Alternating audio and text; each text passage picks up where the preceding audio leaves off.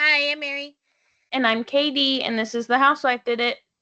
True Crime Edition. If you like when Katie tells true crime, you should go ahead and follow, subscribe during this episode because it's about to come to an end.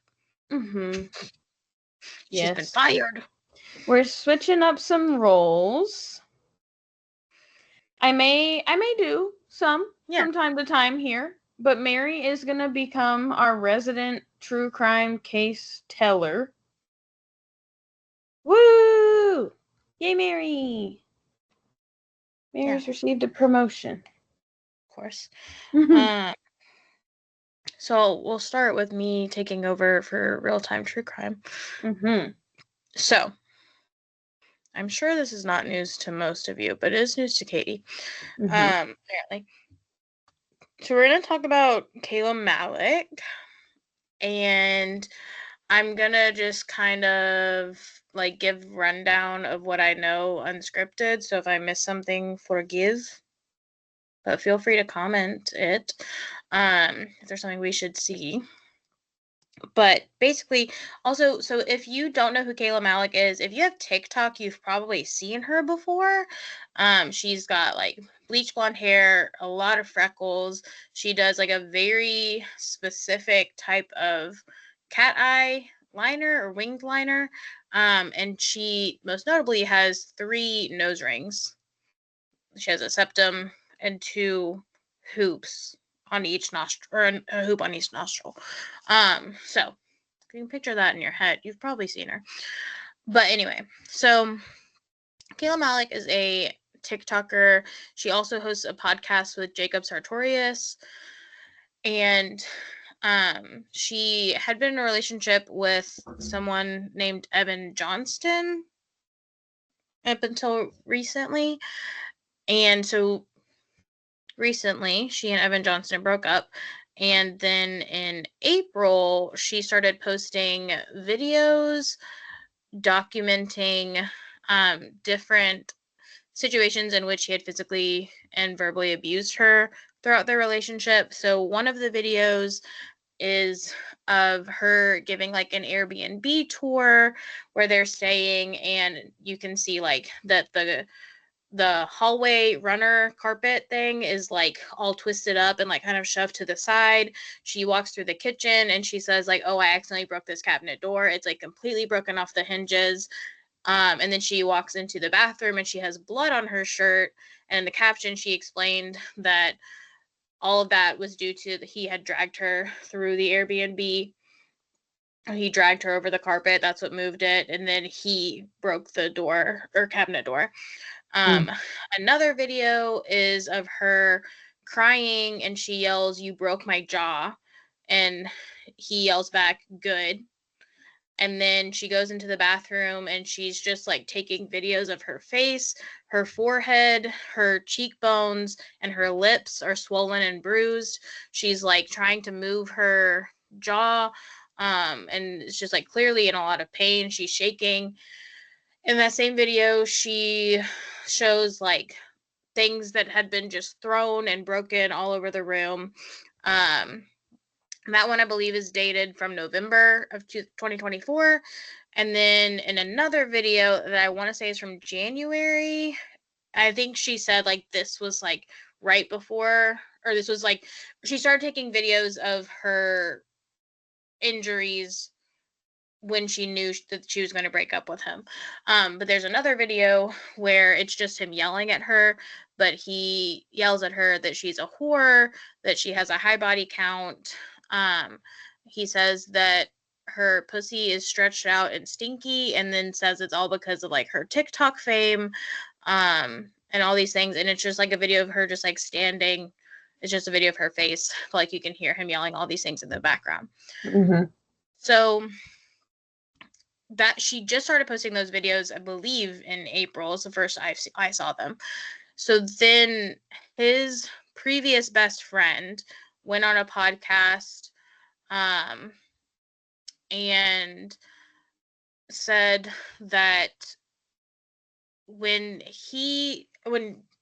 Evan and Kayla had broken up originally, that Evan, like, came to him and said, like, she's crazy, we had a toxic relationship, like, it was very back and forth, but, like, that they were both culpable for things that went too far, and that it was all stemming from the fact that she was a crazy person. And so then he said that after he watched Kayla's videos, he could see that was clearly not the case. And since then, people have posted, like, videos just of, like, snippets of videos that Kayla had posted while they were together, where you can clearly see, like, bruising on her neck, on her face, on her shoulders, cuts on her face. She has bruising inside her lip in some of the videos. She has, like, in one of the videos, it looks like she has 2 golf balls on her forehead, like, they're just so knotted. But so he's like, clearly that wasn't the case. Like, now I regret, and he's obviously not the victim in this situation. And then he says on the podcast that he also knows that after Kayla and Evan broke up, that Evan reached out to one of Kayla's friends and asked for a place to stay in LA and asked for help with dealing with what will be the backlash of him being canceled, because this person had dealt with it before, and that person was James Charles. He says that Evan went to stay with James Charles for a while, and that during that time, Evan and James started a sexual relationship, despite James Charles knowing about Kayla's abuse. And James Charles had known that Evan and Kayla had broken up, because he had texted Kayla and said, like, hey, do you and your boyfriend want to be in a video with me? Like, I'm doing, like, a series for my new palette, blah, blah, blah. And she was like, oh my gosh, that's so funny. Like, I literally broke up with him yesterday. So, like, no. But hilarious. And he was like, oh my gosh, I'm so sorry. Like, what happened? And she was like, just, like, the literal worst things that could happen to a person he was doing to me. But, like, I'll tell you later. I'm going to post a TikTok series on it. So, like, you'll see what happened. Yeah. And he said that when he first heard that from her, he was thinking, like, he cheated on her, whatever. He didn't really think that much of it.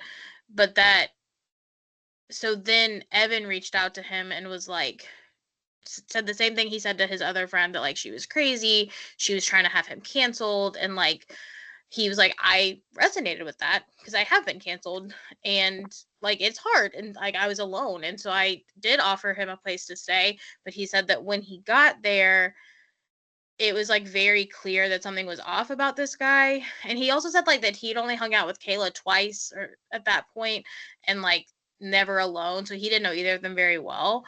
But he said, like, something was really off with him, and so he started to think that maybe Kayla wasn't crazy. And he said he actually asked him to leave and told him, like, I can't be friends with you, I don't feel comfortable being friends with you, I think, like, you need to leave. And he said that he respected that and he left. And so he said that they definitely didn't have a sexual relationship ever. And so when this podcast episode came out, he was like, I am suing this person now, because that's not true. None of that's true. But he said that basically the guy had been DMing him. His name is Zach. That Zach had been DMing him and was like, you shouldn't be friends with Evan, I just learned all these things about him. And he said that, like, he DM'd him several times and was like, I think you should stop being friends with him or whatever, and that he didn't see them until the podcast episode came out, and he went to message him and say, like, what the fuck is wrong with you? And he saw all these old messages, and he said, like, I didn't see your messages, but, like, you can't go say those things about me. And also, you said in these messages that you also believed him before she said all of these things. Like, why am I being held to a different standard than you, by you? But so that's the James Charles part of it. More importantly, though, after Kayla posted the videos, Evan Johnson was arrested. His family bailed him out of jail. There were rumors that it was James Charles that bailed him out of jail. It wasn't. It was his family. His sister said that they bailed him out of jail. Or Kayla's sister said that they bailed him out of jail. Also, Kayla was recording her podcast when it happened, and she like freezes, and she said, "I'm sorry, I just got the craziest text of my life," and then she starts screaming. And it was like a text saying that he had been bailed out. So they went to court yesterday. He won, or she won. He is going to prison. Thank God. Mm-hmm. But now James Charles is going to have a court case coming up with this Zach guy.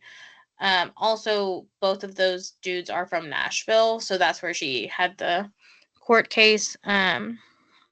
It was really sad. She like documented the whole thing, but like in the car on the way to the courthouse, like the video she posted, it's just a video of her like sitting in the car, like she's not talking or anything, but her chest is like completely red and splotchy.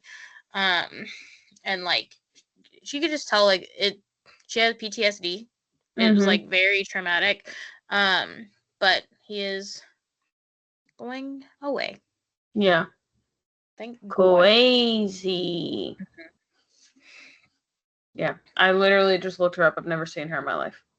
But you don't have TikTok. No, I know. I'm just saying, like, that is how much I know about this. I've literally never even seen this person. I mean, she has an Instagram presence too, but I've never seen her. Okay. See, I just never come prepared with real-time true crime. I think I see things and I'm just like, huh?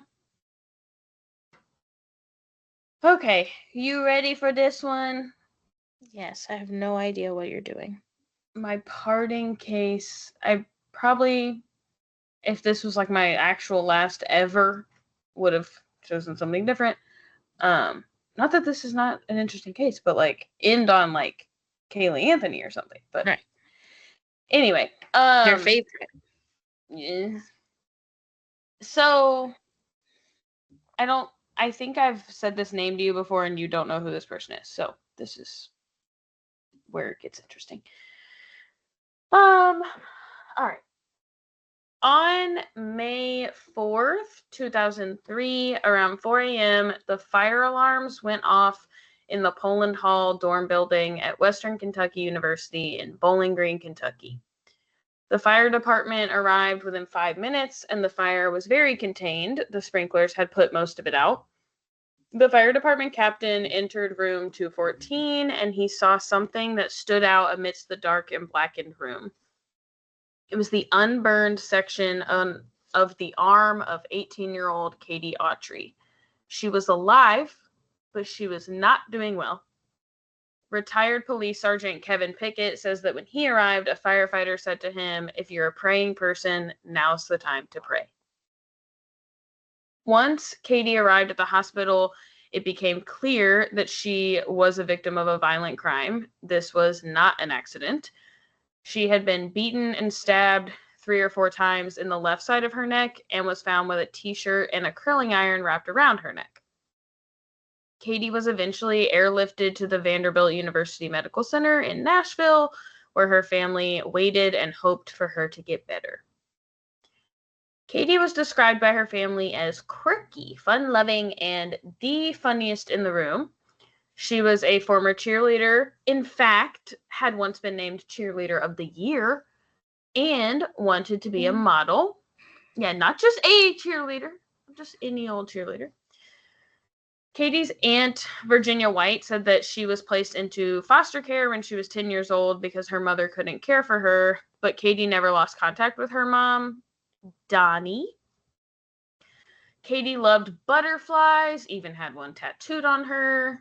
Just a week before her horrific death, Katie got the chance to walk in a campus fashion show, and she loved it.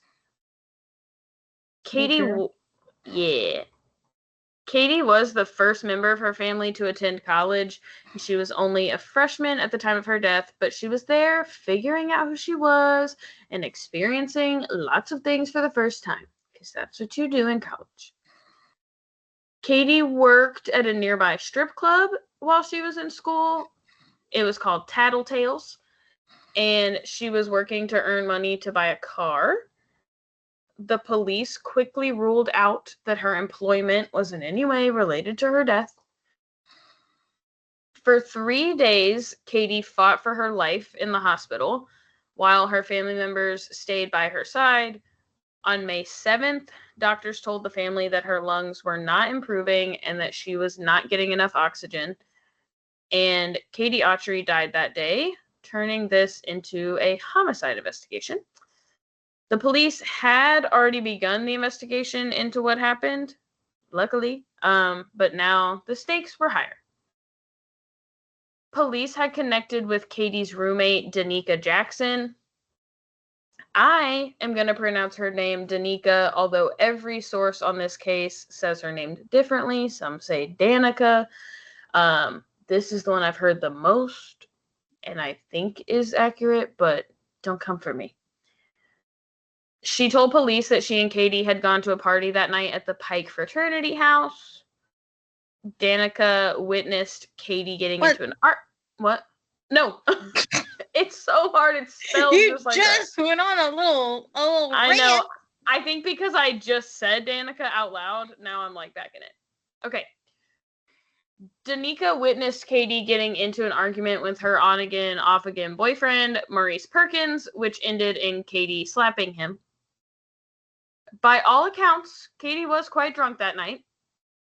So Danica got her a ride home with one of the fraternity pledges who was designated to be a sober driver for the night. Ryan Payne drove Katie to her dorm around 1 or 2 in the morning, while Danica continued her evening out and went on to another party.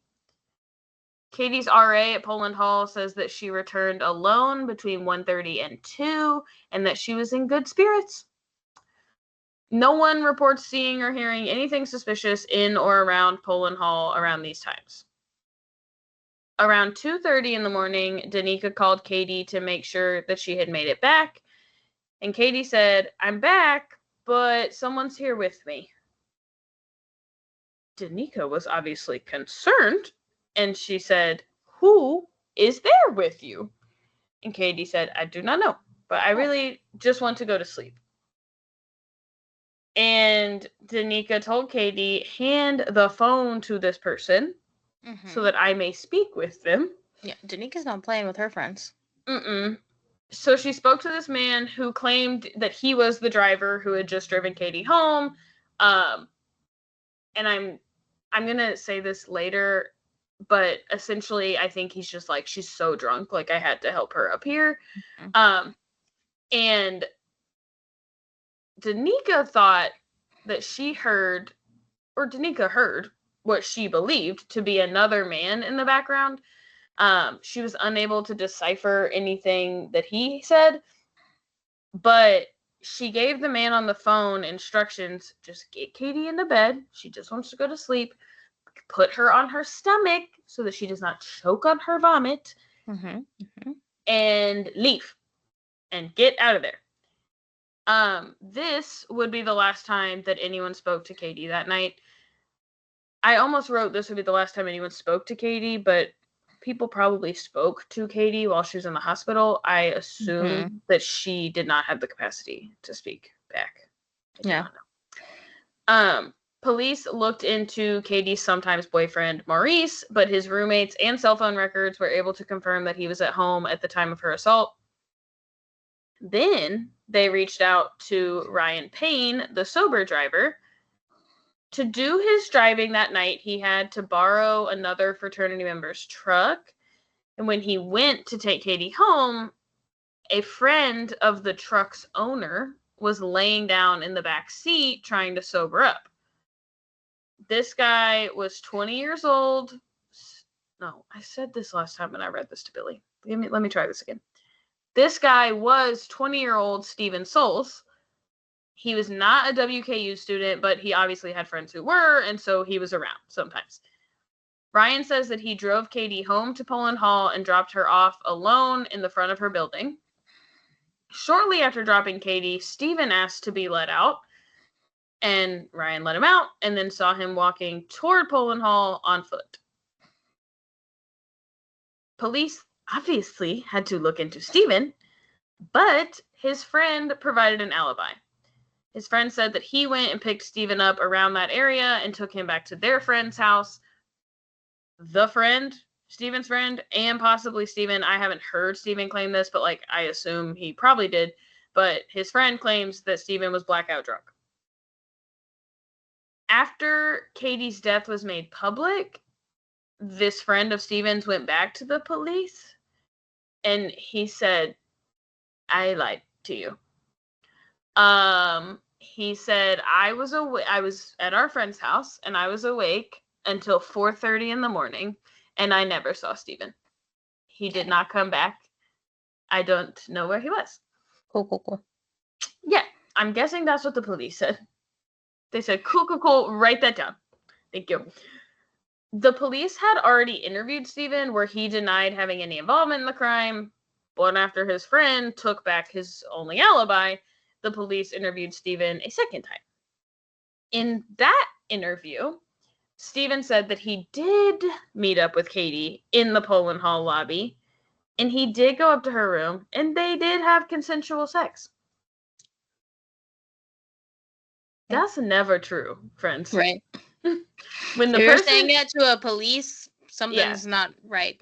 The person you had consensual sex with is dead now. No, you did not. He says that after they slept together, Katie wanted to go to bed, and so he left. Left her alone. Police Sergeant Picket said that he had to take a risk, and he had to act like he had more evidence than he did. So he brought props. He had blank VHS tapes, all labeled Poland Hall surveillance tapes, and he set them out on the table. Then he started showing Stephen photos of Katie Autry. I'm assuming photos of her after the attack, not just photos of her like headshots. Right. Which caused Stephen to break down and tell Kevin Picket that he did hurt Katie, but he was forced to hurt Katie by someone else. Okay. His new story is that while he was having consensual sex with Katie, a stranger walked into the room. Okay. Upon further questioning, Stephen gave the stranger a name, and in fact, this person was not a stranger at all, but was the person that Stephen went to the party with that evening. Stephen and Lucas Goodrum had gone to the same high school and hung out with the same people. And he said that his friend Lucas came into the room while he was having sex with Katie, and he started hurting Katie while forcing Stephen to mimic his actions. Lucas Goodrum was 21 years old and also not a WKU student, but he had been at the Pike party that evening. After seeing Stephen have, might I remind you, consensual sex with Katie, Lucas wanted to have sex with Katie as well. So he raped her. According to Stephen, obviously. Stephen claimed that Lucas stabbed Katie and forced Stephen to stab Katie. He also claims that Lucas wrapped things around Katie's neck and beat her and then forced Stephen to do the same things.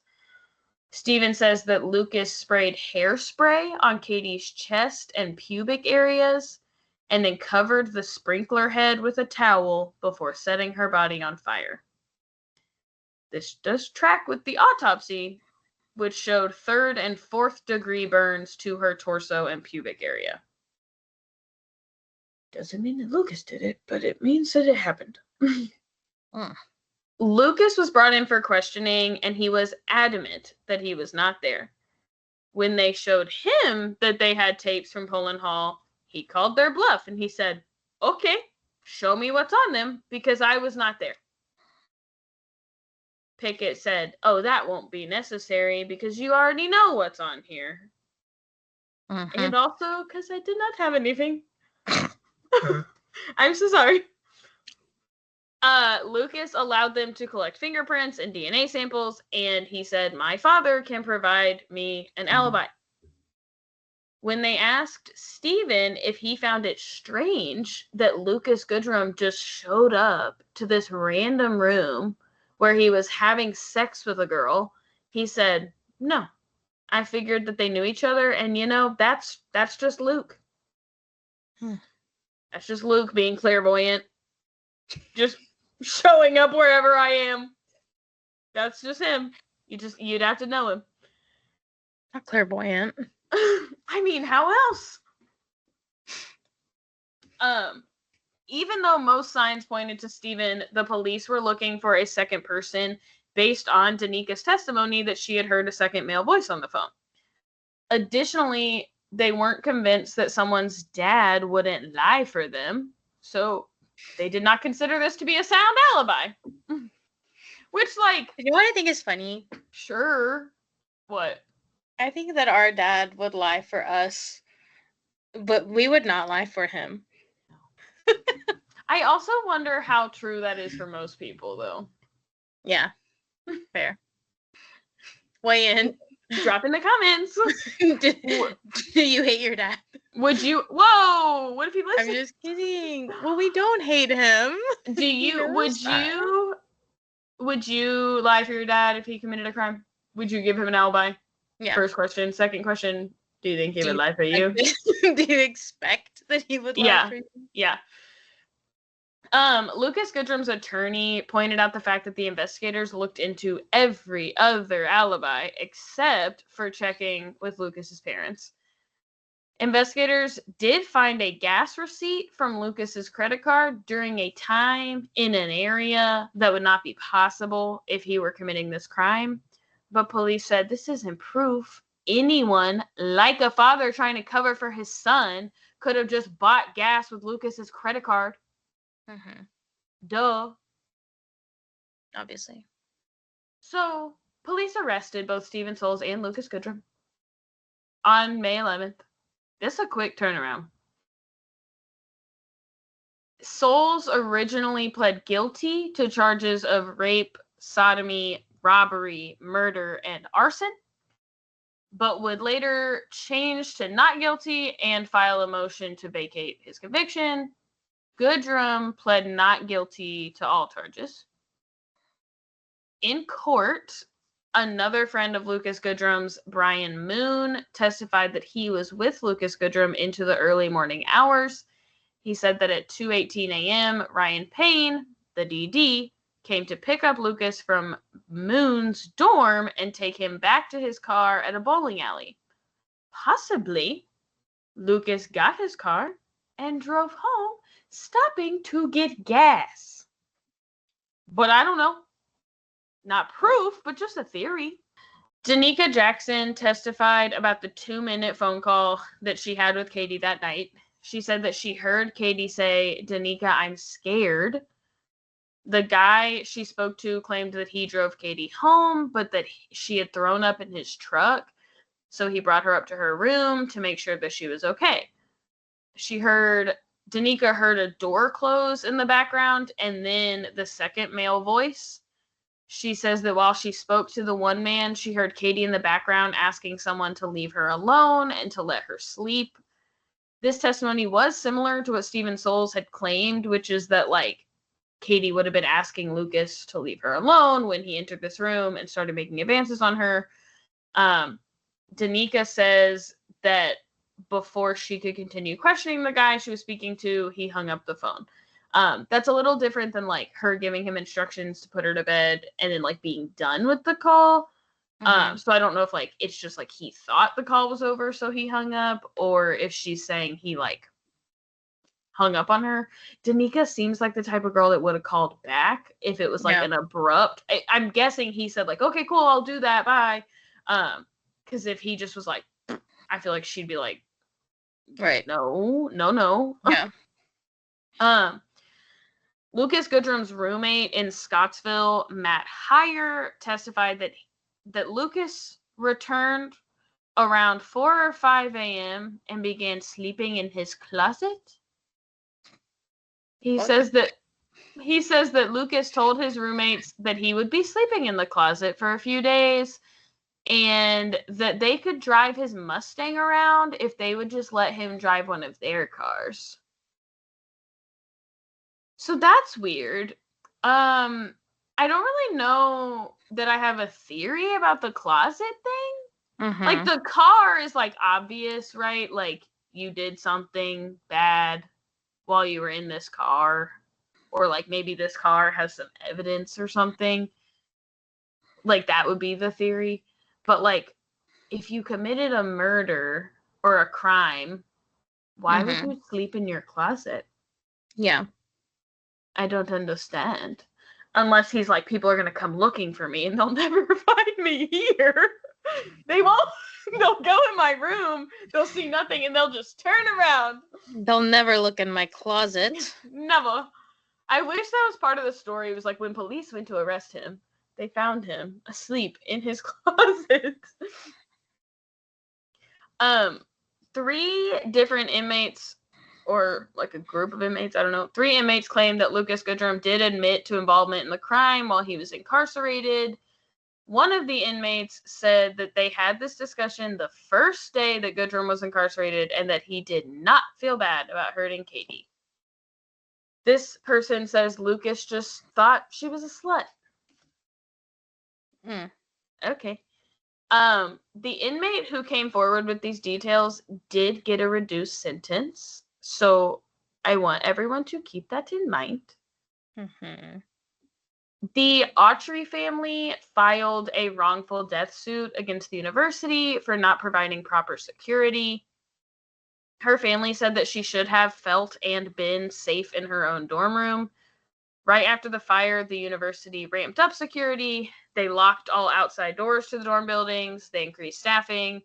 4 RAs did quit that worked in that dorm building. They said no. So they had to find other RAs from other dorms and bring them there. They had to outsource. That's in addition to adding a campus police officer. Obviously, murders were not common occurrences on campus, so this did shake people. Some students, though, reflected on how easy it has been in the past to get into dorm buildings. They said they never had to show ID, they never had to sign in. Like, that just did not happen. Yeah. Also, I don't know, like, I don't know how things are different in different places, but when I was in college, we did not lock our doors ever. Your actual room door? Like, either. Like, or like the room to our suite or our bedroom. Sure. And yours was never locked. Was like different because when you lived in on-campus housing, you always had an external door, right? Like, yes. So my first year on campus, the building I lived in, we had a suite door, and then you come into the suite, and then there were 2 bedrooms with their own doors, and then you go through the bathroom, and there's 2 other bedrooms that also have a suite door. Yeah. And so that was a door, and then the next dorm I lived in, the doors were automatic locking doors. So like that they were locked, but then after that, my junior and my senior year, I lived in an apartment on campus, and so there was like an external door, and then there were 4 bedrooms that each had their own door. And sure. I always locked my bedroom door, but we never locked our apartment door. Yeah. That's so wild. Yeah, I mean, like, when I was in a dorm, I think it's probably similar to this one in that, like, our doors to our room or suite were not toward the outside. Like, you had to get inside of the building and then go down the hallway. Yeah. And so our building, you had to, like, scan your card to get in. And I think that during the day you didn't, like, it was public, but then like after a certain hour, and so like sometimes people would like put a rock in the door or like prop it open, which is like unsafe, I guess. But like our people didn't really make you, like the people at the desk didn't really make you show ID or sign in, but it's also like assumed that you had to scan to get in here. Yeah. So like there's a little ours was less like the opposite. Suspect. Okay. Yeah. So you could get into the building. I'm pretty sure you could get into the building maybe only during certain hours without a key, because there was a classroom in the bottom of my dorm building. And so people had class in there, obviously. And then each floor had a study room. Sure. And so like you could get in because we had like, there were things in there. But the doors to like your suite or in your bedroom were automatic locking doors. Yeah, ours were too, to our actual room. Yeah. But that was like, but also like I went to a school where this was like the only modern building. Sure. That you could live in. And so, of course, like none of the other ones had that because they were old. I will say the dorm I lived in freshman year, you did have to have a key to get into the building as a whole, but it was built kind of like a strip mall. So all of our doors led to like the hallway, which was completely outside. Sure. And people jumped the fence all the time when they forgot their keys and stuff. Yeah. Also depended on like which way you came in from, like which side you came in from. But yeah, then when I lived in an apartment, it's like an apartment. You go up the stairs and you're at your apartment, and you have a key to your apartment, but we never left it. We never locked it. Yeah. Yeah. During the day or and obviously, like, I don't know how their actual rooms work, so I don't know if, like, she had to let this person in, or if it was unlocked. But I think the biggest critique is, like, the external doors at 2 a.m. should have been locked. And whoever went in should have had to stop at a front desk and, like, identify themselves. So one student literally said safety measures could have been increased or even just enforced. Because like it seems like these rules were in place. So her family's legal team argued that no one could have done this if Poland Hall had locked the front door or monitored the lobby or required visitors to show ID or sign in. They even showed a copy of the university's rules that the dorms lobbies were supposed to be locked between midnight and 8 a.m. So it's like, it's just, I think you've got a damn good case for, we see this all the time, right? We do two crime cases where parents file a civil suit for wrongful death. And like, sometimes it just doesn't make any sense. It just doesn't work out. But like in this case, like you weren't following your own rules. Yeah. And like, if you were, maybe my kid would still be dead, but we would like know who it was. And like, I couldn't sue you, but I can sue you now because you just literally weren't following your own rules. So Steven claims that to get in the building that the doors were unlocked, he just walked right in. The front desk staff claims that she did not see anyone come in and she's unsure how he gained access to the building.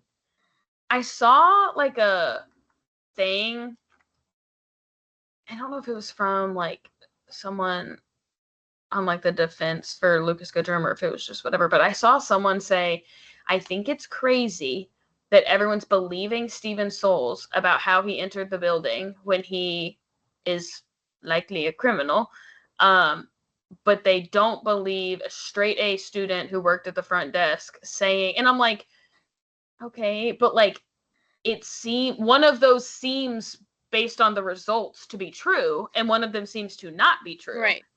He got into the building and he was not caught on camera and no one saw him and no one spoke to him and no one took his ID. So like he did get into the, like, I understand that you don't know how he gained access and you didn't see him. And I'm not saying I don't believe that, right? But either all your doors are unlocked or like I said, one of them was propped open with a rock or someone let him in or whatever. But like he did get in and he did get past you. So like, I don't really think it's like a matter of like believing the straight A student or not. Right.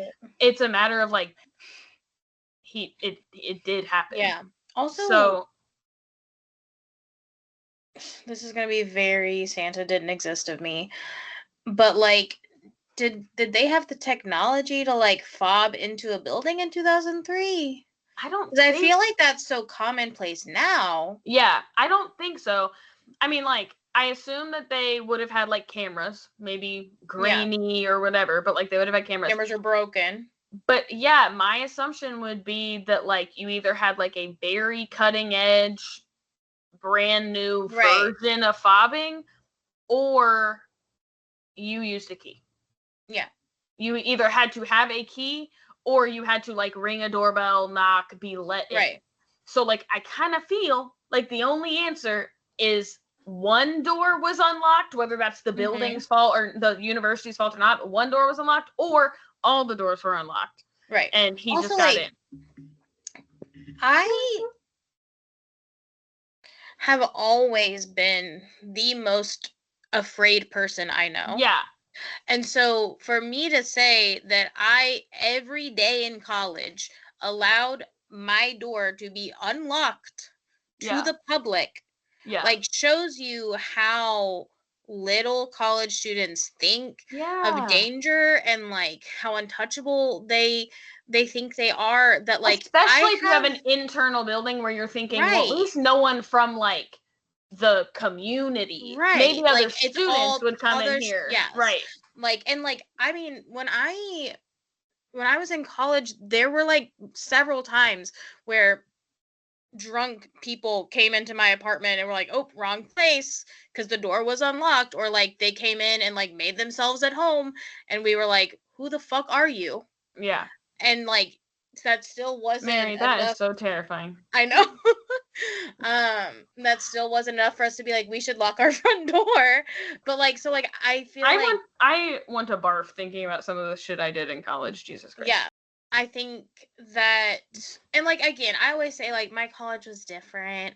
It was small. Yeah. But I think that like goes to show that like, I have no doubt that somebody left the door unlocked or propped open or whatever, because they were thinking like, oh, like somebody might need to come in who forgot their key, or like I forgot my key.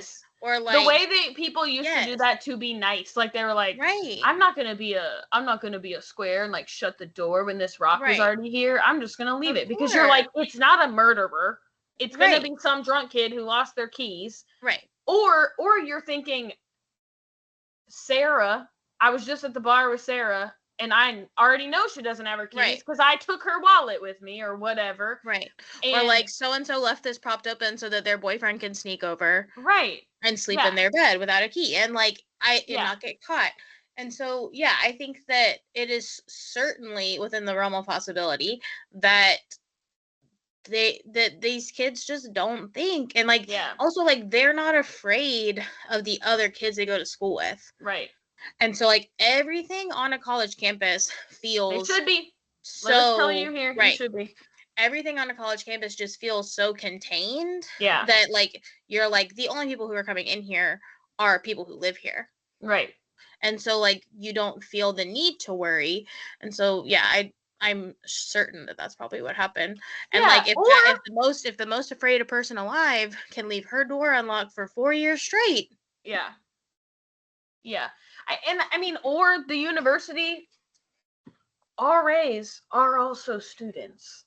Right. So like, or they didn't go and lock all the doors. Like, that's also perfectly possible. Like, it's 2003, and it's like, you know, I don't know. Yeah, and I don't know how like RAs work at bigger schools, but like, we had like, on like, at each night a different RA was on duty. Working, sure. And so like one. Yeah. And so I went to a school with a wet campus. So like, basically that meant that there's one RA who has to stay sober and stay available. All the other RAs are drunk. Yeah. It's also like, for me, I did not go to school on a wet campus. And like, the RA, you know how like when you do a job for a long time. Like, you just, like, know the bullshit, and you're like, ugh, I know that, like, I don't want to say what my job is. You just, like, know, like, I always think this about, like, I went to Firestone the other day, and they seemed, like, so annoyed with me. And then I thought to myself, like, I bet they get people coming in here all the time going, I had this problem with my car, but you just worked on my car, so you need to fix it. So they think I'm bamboozling them. And I'm just trying to say, like, you literally just had my car, and you just said everything was fine, and now it's messing up again. And so they it's gave like, you a bad alternator, and so they had to pay for it. Oh, I'm not even talking about Billy's car. That's just mine. That story happened with. These people are messing up my car left and right. Anyway, sorry. Love you, Firestone? ? But, like, so our RAs, like, what they were doing by sitting in the front was making sure we weren't drunk. Yeah. Okay? They were sitting there, and we were coming in, and we were putting liquids into vitamin water bottles. You were putting on the show of your life. Nothing to see here. I'm just drinking vitamin water at 3 a.m, and my eyes are very red. Like, don't worry about me. Obviously, they knew we were drunk, but it's like what they are focused on is, like, us. Right. They're not, again, they're 20 years old. They're not thinking, like, I need to make sure someone doesn't sneak in here and kill someone. Right. They're thinking, like, I need to make sure someone doesn't vomit on the floor. I need to make sure people don't come in here screaming and cackling while other people are sleeping. Like, that's what they're worried about. Yeah. I think the most serious our RAs had ever had to get was that there was, like, a month span of time my junior year where someone was like breaking into people's cars with, like, baseball bats, or, like, stealing cars, like, all these different things. And it was happening, like, a lot. Kept her door unlocked. And and there was, like, everyone was mad. We had, like, a town hall about it, and everyone was like, y'all are doing nothing. Yeah. We're mad. And so all the students gathered outside of the main 2 apartments, and, like, were, like, waiting to, like, fight someone who tried to roll up on their car. And the RAs had to come tell us to leave. And, like, they, like, I don't know, like, the most they ever really had to, like, do was, they're like, not thinking murder. One time Sammy and his roommates threw a couch off the balcony and set it on fire, and they did have to come address that as well. But so, like, but they're, yeah, I think different, because, like, we could be drunk in our apartments, but they would weren't come, gonna like, do anything hey, to us. They it's just too were like, loud. Yeah, like, hey, it's too loud or whatever. But, like, I think that, like, there were a couple times where, like, something kind of crazy happened, and they had to be like, oh my God, like, I have to be an adult in this room where everyone else is my age. But, like, right. But, like, I think that, yeah, we have to consider that, like, asking peers to be the adult, the sole adult in a room of people who are not thinking clearly is going to be prepared. And to be prepared for the absolute worst case scenario. Right. Like it, like, and probably when they're trained, they're probably like, hey, it gets kind of crazy, but it's, you know, it's no big deal. It's just drunk kids. Like, I lived with an RA my sophomore year, and she was also a sophomore. That is a teenager. She was 19 years old. Yeah. Like, asking teenagers to have that level of responsibility is crazy. Yeah. And then to, like, have to hold them accountable when the worst does happen. Like, well, you were the one who was on duty. Like, bitch, she's 19 years old. Like, what did you want him to do? Yeah. So the family filed the civil suit. For some reason, I cannot find the results of this suit. I have no clue if they won or not. So that's all about that. The media coverage about the 2 arrested men focused on the fact that Stephen Souls came from a poor family, while Lucas Goodrum's stepfather was the grandson of the Dollar General's founder. the narrative became poor kid versus heir of the Dollar General fortune. We got Dollar General money. Lucas was certainly not living the Dollar General founder lifestyle. Right. He was, however, able to afford a better lawyer than Steven, so I guess that counts for something. But, like, just want to be clear that this dude is not, like... rolling in dough. Yeah, like, wealthy. It is said that there is substantial physical evidence that points to Steven Soule's presence at the crime scene, but none that links Lucas Goodrum. The prosecution team... Which one? Who's the person that drove her home? Ryan Payne. Okay. DD. He's not involved. Okay. He's good. Allegedly. But yeah. I mean, I'm not going to hit you with anything, but I guess we don't really know. He's just sitting there being like, I'm off the hook. The prosecution team says that this was Lucas's goal by setting Katie's body on fire, was to destroy evidence. In addition, there were 1,000 gallons of water dumped into the room, further destroying evidence. In 5 minutes, they dropped that much water. That's crazy. That's crazy. However, it does seem that Steven's evidence remained. So that's weird. I'm not clear on what the evidence is, but every account mentions that it is there. The problem with this case is, like, there are a couple docuseries episodes on it, but there's not, like, public videos of the police interrogations. There's not public videos of testimony. There's not public videos or any, like, I can't find anything like actual. So I think because they say, like, we tested hairs and they weren't Lucas Goodrum's and we tested whatever. So I'm guessing it's got to be hairs and whatever else. So Steven Soule's was there, but Lucas Goodrum's just all got washed away. You know? Also, like, I don't know if you could find it because of the hairspray and the burning, but, like, you know that Steven Soule's semen is there because he told you. Mm-hmm. That's why he told you they had sex before you even asked. So, you know.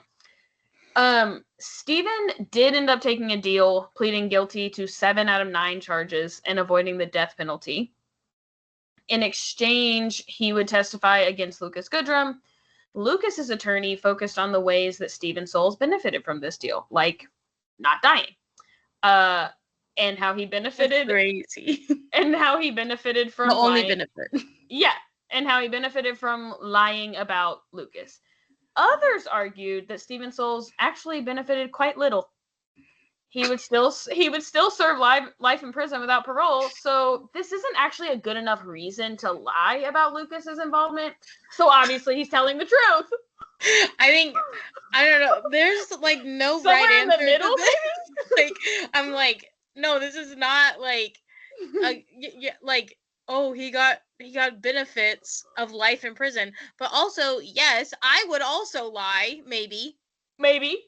Don't hold me to that. Allegedly. Maybe, possibly. I could understand why someone would want to lie to not die. You're in Kentucky. Right. They're going to take you out. Dude, it's just his life, not good enough of a reason to lie. Like, okay, you're going to spend the rest of your life in prison. It can't be that good. Yeah. Why do they make plea deals then? Yeah. What? Yeah. Why do we make plea deals for murderers? I don't understand.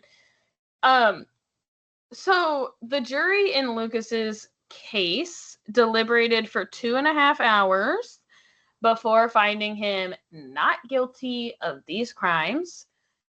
This was largely based on the lack of physical evidence, placing him in Katie's dorm room, and the alibi given by his father and stepmother. Do you feel good about that choice? No. Oh, you think Lucas was involved? I don't know. I really wish a big piece of evidence could be why he's sleeping in his closet. Yeah. That was weird. I think that I don't know. I just think that I don't like plea deals for murderers, and so, like, I'm annoyed with that, but then I'm also like annoyed. So then I don't know. I think that's why I'm annoyed that then somebody else was found not guilty. So I'm like, this one already basically got away with it. Life in prison, Mary. He's not walking free.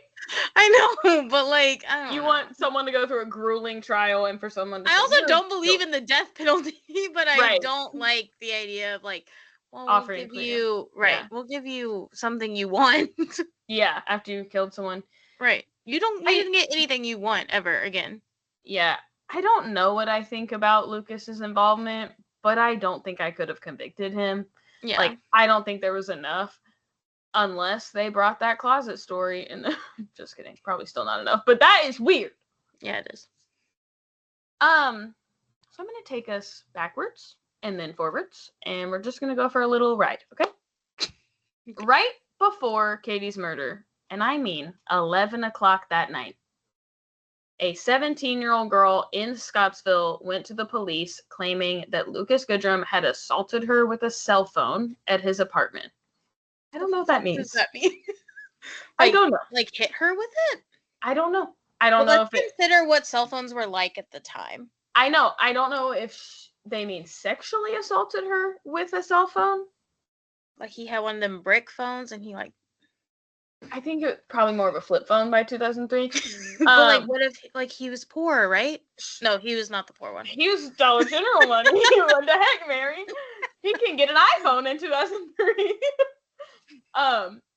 Or yeah, I don't know if he was hitting her with it or if he sexually assaulted her with it, but that's what she said. Police told her that they would need an arrest warrant signed by a parent because she was a minor. But her mother claims that the county trial commissioner, the one who would need to come do that, just didn't want to come to the station that late. So they just didn't. Obviously, this girl's mother, in hindsight, reflected that she is very lucky that she did not have to bury her daughter. A couple years after his acquittal, Lucas was charged with third-degree domestic terroristic threatening. But he was able to post bond and was released. I don't know what that included. A judge issued a domestic violence order against Lucas, barring him from contacting his ex-wife and 6-year-old son. She had claimed that on a phone call where she told him she was getting remarried, he got upset and fired 2 shots. Over the phone? Yeah. What does his deal with phones? Into the air. Yeah, I don't know, dude. Keep this man away from technology. He says that he gets why it scared her, but he was just playing a video game really loudly. Apparently, and he wasn't mad. Apparently, he was getting remarried at all. He wasn't mad. In 2016, Lucas was accused of stealing a woman's phone and keys. An arrest warrant was granted. Her what? Her phone. Her phone and her keys.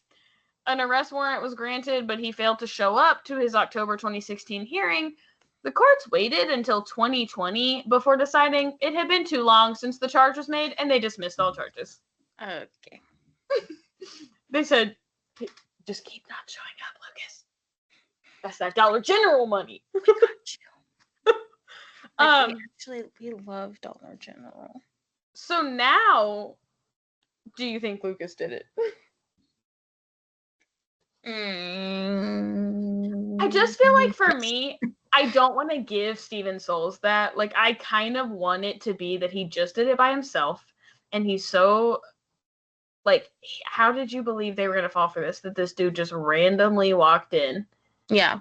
And, like, obviously we know that part's not true. Like, either they just did it together or Steven did it by himself. I do think if Lucas was there, I still think Steven was the ringleader and maybe he was making Lucas do.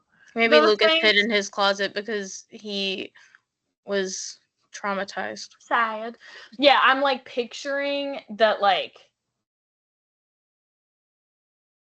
yeah, I don't know. It's just like weird that what Danica heard on the phone like kind of matches. Like it's like someone's on the phone with her and then the door shuts and someone else walks in and then there's like an altercation happening with Katie in the background. It's just like we don't know which is which. And so then, like, part of me is like, I do believe there were probably 2 people there because she's standing 10 toes down that's what she heard. Also, the amount of water. You said, what? like, that was found. What did you say? From the sprinklers, though. Oh. Yeah. I thought people were, like, pouring water. No, they did not want to put that fire out. But, yeah, I don't know. Any final thoughts? That's all I got. I do think now that you've gone through this, I feel like I have heard this before. It was on Death in the Dorms on Hulu. I don't know if I've watched that. And it was on Southern Gothic on Hulu, but I don't watch that. I want to say, let me look and see if I've heard it on a podcast. There is a Death in the Dorms podcast, but I assume you don't listen to it. I don't know. Well, you heard it here. Thanks.